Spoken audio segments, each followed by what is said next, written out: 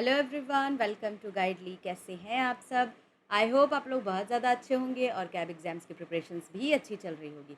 तो यहाँ पर मैं चैप्टर नंबर 3 लेकर के आई हूँ, banking regulations and business law, यानी कि BRBL हम यहाँ पे पढ़ रहे हैं। टॉपिक है आज का रेगुलेशन ऑफ इंटरेस्ट रेट। तो आप लोगों में से बहुत सारे कैंडिडेट्स हैं जो इनके बारे में जानते भी होंगे, रेगुलेशंस ऑफ इंटरेस्ट रेट के बारे में। चलिए थोड़ा सा इसके बारे में हम डिटेल्स में जान लेते हैं कि किस तरीके से आपको एग्जाम्स में इस कॉन्सेप्ट से क्वेश्चंस पूछे जाते हैं। तो सबसे पहले हम कॉन्सेप्ट की तरफ चलते हैं। रेगुलेशन ऑफ इंटरेस्ट रेट, हम सभी जानते हैं कि आरबीआई रेगुलेट करते हैं इंटरेस्ट रेट को under the section 21 and section 35 of the banking regulation act, जहां पर आरबीआई कंट्रोल करता है पूरा का पूरा इंटरेस्ट किस तरीके से लगने वाला है on the loans and the deposits. तो बोथ बैंक किस तरीके से इंटरेस्ट रेट चार्ज करने वाले हैं और इंटरेस्ट रेट प्रोवाइड करने वाले हैं ऑन द डिपॉजिट्स, इसका रेगुलेशंस किसके हाथ में था? तो इसका रेगुलेशंस हाथ में था किसके? आरबीआई के, रिजर्व बैंक ऑफ इंडिया के। नाउ एक कोर्ट में केस गया सुप्रीम कोर्ट के पास, Harjeet Singh versus Union Bank of India 1994। इसके पीछे की कहानी सबसे पहले आप सुन लीजिए। इस वक्त क्या हुआ था ना, 1994 में एक दंगे हुए थे। उस दंगे के दौरान काफ़ी सारे लोग उस दंगे में पीड़ित हो गए थे, विक्टिम्स हुए थे। तो गवर्नमेंट ने बैंक को ऑर्डर दिया कि जो जितने भी पीड़ित लोग हैं, विक्टिम्स हैं, उनके इंटरेस्ट रेट को, अगर उन्होंने कोई भी लोन ले रखा है तो उनको रिड्यूस कर दो, ठीक है। लेकिन उन्होंने ना यहाँ पर थोड़ी सी पार्शियलिटी ये कर दी कि उन्होंने बोला कि अगर आपने किसी भी फाइनेंशियल इंस्टीट्यूशन से लोन वगैरह ले रखा है तो उनके लिए ये एप्लीकेबल नहीं था। फिर ये कोर्ट में केस पहुंच गया हरजीत सिंह का। तो सुप्रीम कोर्ट ने यहाँ पर फैसला सुनाया कि आप किसी भी तरीके से डिस्क्रिमिनेशन नहीं कर सकते हो। यानी कि अगर एक सेट ऑफ विक्टिम्स को आप फ्रीडम दे रहे हो, उनको लिबर्टी दे रहे हो, उनका रिड्यूस कर रहे हो इंटरेस्ट रेट, तो जो दूसरे सेट ऑफ विक्टिम्स हैं जो सेम कंडीशंस में हैं, आप उनके लिए अलग तरीके से चार्जेस नहीं कर सकते। तो यहाँ पर क्लियरली सुप्रीम कोर्ट ने ये फैसला दे दिया, चाहे कोई भी डिपॉजिटर हो, कोई भी बोरोवर्स हो या कोई भी बैंक हो, अगर सेम तरीके की प्रॉब्लम है, सेम तरीके के विक्टिम्स हैं, तो आपको किन्हीं के साथ भी डिस्क्रिमिनेशंस यहाँ पर नहीं करना है। इसके बाद आरबीआई ने बैंक्स को ये बोल दिया कि आप मेक श्योर करें कि आप किसी भी तरीके से किसी भी कास्ट, क्रेड, किसी भी विक्टिम्स के साथ डिस्क्रिमिनेशंस नहीं करेंगे। सभी के लिए आप फेयरली ट्रीट करोगे, सभी को फेयर तरीके से यहाँ पर सर्विसेज प्रोवाइड करोगे, चाहे वो इंटरेस्ट रेट हो या कोई भी सर्विस हो, ठीक है। अब यहाँ पर इंटरेस्ट ऑन डिपॉजिट्स में कुछ और टॉपिक्स जानते हैं, जैसे कि 1964 से पहले आरबीआई रेगुलेट करती थी, आरबीआई डिसाइड करती थी कि डिपॉजिट्स पे इंटरेस्ट रेट कैसे लगने वाला है।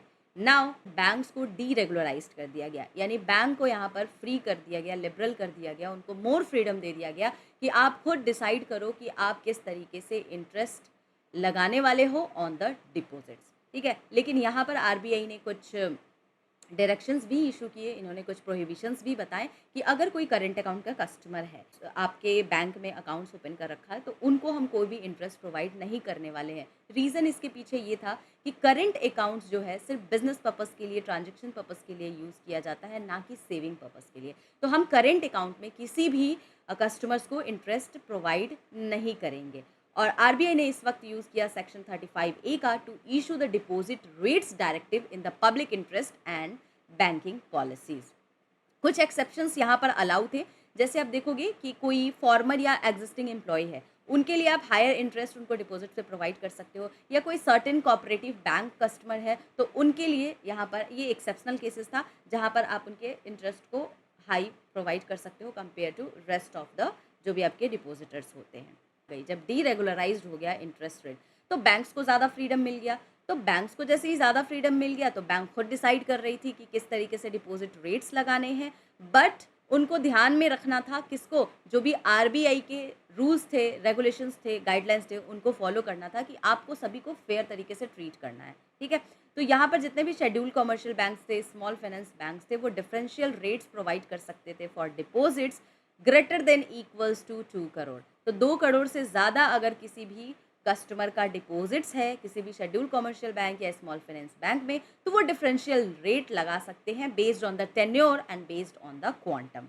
सिमिलरली जितने भी रीजनल रूरल बैंक थे वो भी ऑफर कर सकते थे differential rate for the deposits अगर डिपॉजिट्स का amount greater than equals to 15 lakh होगा।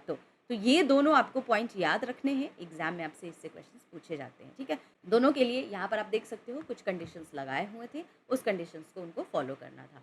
Interest on loans and advances की भी बात की गई। तो यहाँ पर under the section 21(2)(e) and the section 35(a) RBI ने यहाँ पर कुछ गाइडलाइंस इशू किए ऑन द लेंडिंग रेट्स, और ये फ्रॉम टाइम टू टाइम जो भी लेंडिंग रेट्स रिगार्डिंग जैसे लोन वगैरह रिगार्डिंग जो भी आपके रेगुलेशंस एंड गाइडलाइंस आते हैं ना, वो टाइम टू टाइम आरबीआई के द्वारा यहाँ पर लाए जाते हैं, इशू किए जाते हैं, जिसको बैंक्स को फॉलो करनी होती है। आई होप आपको समझ में आ गया होगा। तो चलिए इससे रिलेटेड कुछ क्वेश्चन कर लेते हैं। 2 क्वेश्चन यहाँ पे कराऊंगी। पहला क्वेश्चन है, which section of the banking regulation act empower RBI to regulate interest rate. तो कौन सा यहाँ पर सेक्शन था बैंकिंग रेगुलेशन एक्ट का? सेक्शन 22, सेक्शन 29, सेक्शन 21 या सेक्शन 45? तो इसका करेक्ट आंसर हो जाएगा section number 21। Option C is the correct answer of this question. Next question है, in which case did the Supreme Court rule against discrimination between loanees of the banks and the financial institution? Kesavananda Bharati versus the State of Kerala, Harjeet Singh versus Union Bank of India, Golaknath versus State of Punjab या ICICI Bank versus RBI? इसका correct answer क्या हो जाएगा? Harjeet Singh versus union of India. ठीक है, तो option B is the correct answer. तो ये आपका छोटा सा टॉपिक था। आई होप आपको समझ में आ गया होगा। अगर आ रहा है समझ में तो आप लोग वीडियो को लाइक करके शेयर करके सब्सक्राइब कर दीजिए गाइस। जो लोग भी कैब एग्जाम्स की प्रिपरेशंस करना चाहते हैं, आपके लिए फाउंडेशन बैच आ चुका है। ठीक है, अगर दिसंबर एग्जाम को टारगेट कर रहे हो तो यहाँ पर आपको कोड मिलेगा, बैंकर प्रो कोड का इस्तेमाल करना है, 50% का आपको यहाँ पर डिस्काउंट भी मिलने वाला है। तो अगर किन्हीं को बैच को बाई करना है तो डेफिनेटली आप लोग इनरोल कर सकते हैं। लिंक आपको डिस्क्रिप्शन बॉक्स में मिल जाएगा। अपार्ट फ्रॉम दैट, आप टेलीग्राम चैनल से भी जुड़ जाइए, वहाँ पर आपको सारी इन्फॉर्मेशन टाइमली मिल जाते हैं। सारे के सारे आपको पीडीएफ जो यूट्यूब चैनल पर पढ़ाए जाते हैं, सारी चीज़ें आपको वहाँ पे प्रोवाइड की जाती है। तो जितनी जल्दी हो सके टेलीग्राम चैनल को भी आप लोग ज्वाइन कर लीजिए। ठीक है गाइस, जिनके पास भी यूट्यूब का चैनल नहीं है शेयर कर दीजिए, सब्सक्राइब कर लीजिए अगर आप नए हैं। एग्जाम्स की प्रिपरेशन यहाँ पर अच्छे से कीजिए। चलिए गाइस, मिलते हैं अब हम लोग नेक्स्ट टॉपिक के साथ नेक्स्ट वीडियो में।